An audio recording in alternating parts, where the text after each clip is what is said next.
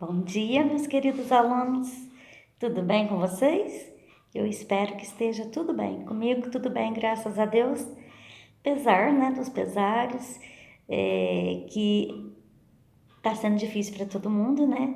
A gente não estar aí na escola, mas nós estamos fazendo o possível e o impossível para poder atingir vocês da melhor maneira possível, para que vocês não fiquem tão prejudicados. Tá? Eu sei que não é suficiente, mas a gente está fazendo o melhor que pode e cada vez aperfeiçoando mais. Então, não sei se vocês repararam que eu postei atividade ontem, né? Teve gente já que reclamou, né, que a atividade um pouquinho extensa, mas não é porque assim são muitas análises, mas não é tanta coisa para vocês fazerem não. E pensam outra coisa, vocês ficavam 7 aulas e agora é uma atividade por semana de cada professor. Então, é vocês se organizarem da melhor maneira possível para não ficar sobrecarregados e entregar na data certa, tá? E outro combinado que a gente vai fazer, vocês vão me entregar lá no Classroom, vocês vão postar lá, porque naquele e-mail que eu passei, nossa, ficou muito complicado para mim. Uma aqui ficou tudo misturado as salas, eu tô tendo que separar tudo, até hoje eu não acabei de ver, né? Eu tenho 400 alunos, pessoal. Outra, tem gente que põe apelido em meio da mãe, em meio do pai, e não tem nome nos cadernos, tá uma confusão. Então, o que nós vamos combinar? Vocês vão colocar lá no caderno, no topo do caderno, o nome de vocês certinho, completo, tá? E postar no próprio Classroom na data correta. Porque na sexta-feira, agora que vem, eu vou postar já outra atividade, mas para outra semana. Então, toda sexta eu vou combinar assim com vocês. Toda sexta eu vou postar uma atividade, mas vou dar um prazo de uma semana para vocês fazerem.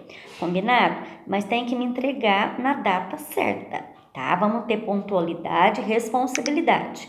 Porque assim como nós professores estamos tendo que nos desdobrar, trabalhar dobrado, triplicado, para poder atingir todos vocês e preparar atividades para que vocês não percam nada, porque nosso objetivo é cumprir todo o currículo, se Deus quiser, né? Mesmo que à distância.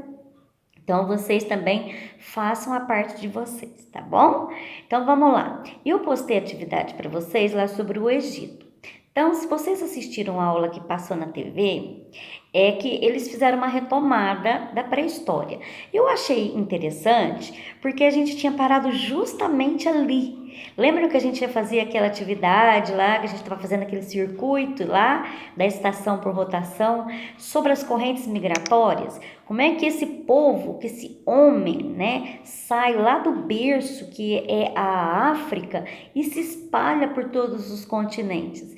Então ele explanou bacana ali duas rotas, né, que é do Estreito de Bering e das rotas pelo Pacífico, tá? Então ele já deu uma explanadinha aí pra gente não ficar tão perdidinha aí, né? Então, aí dando seguimento a isso, né, eu passei as atividades que quando a gente entrou de quarentena, sobre os surgimentos da cidade. Então, esse povo já saiu da África, já se instalou em diversas partes do continente. E como é que esse homem vai se organizar para começar a surgir as primeiras cidades e onde? Então, nós vimos lá no Oriente Próximo, né, o surgimento daquelas cidades. Pedi para vocês fazerem as pesquisas para conhecer como é que foi a primeira cidade, uma das cidades mais antigas, né, que se tem notícia. Não sabe se foi a primeira, mas a que tem como a gente constatar ali, né, a Çatalhöyük.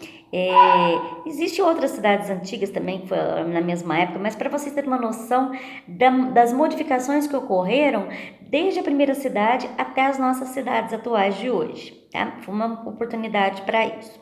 Agora, nós vamos passar para estudar as civilizações, né? Como é que essas civilizações agora elas vão se organizar politicamente, economicamente, na parte da religião, na parte da cultura, que vai incluir a arquitetura, a escrita, muito importante, para dar suporte para a gente poder entender melhor essas civilizações.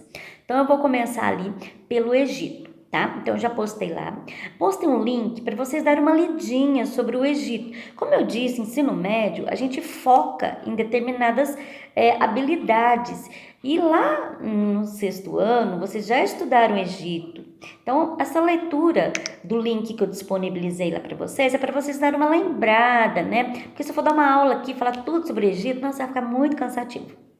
Dá uma lidinha lá, se situa, né? Como é que era o Egito antigo, tá? Lá tá bem resumidinho.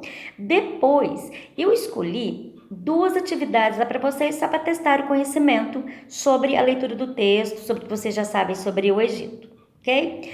Depois, eu escolhi uma outra parte que é a questão do suporte da leitura, da escrita. Como é que esse povo se comunicava, como é que ele deixou escrito e como é que a gente sabe o que está escrito lá. Porque se a gente for olhar, né, os hieróglifos, é um monte de desenho. Fala, mas como é que eles conseguem hoje interpretar? Existe um egípcio daquela época que contou pra gente? Não. Então é por isso que eu quero que vocês façam atividade, para vocês descobrirem como é que eles conseguem hoje decifrar os hieróglifos e quão grande foi a importância da Pedra Roseta, que é ela que deu base e que nos ajudou a poder traduzir o que esses povos escreviam nas paredes, nas tumbas, em tudo quanto é lugar, para a gente poder entender um pouco mais da cultura. Então, eu escolhi uma atividade lá sobre os hieróglifos para vocês fazerem, para vocês entenderem um pouquinho o que é. Tá bom? E aí depois a gente continua aí com o Egito e depois futuramente faremos uma comparação com a Mesopotâmia, para a gente depois partir para outra civilização muito bacana que eu gosto muito, que é a Grécia. Tá bom? Por hoje é só, meus queridos. Fiquem com Deus. Uma boa semana para todos.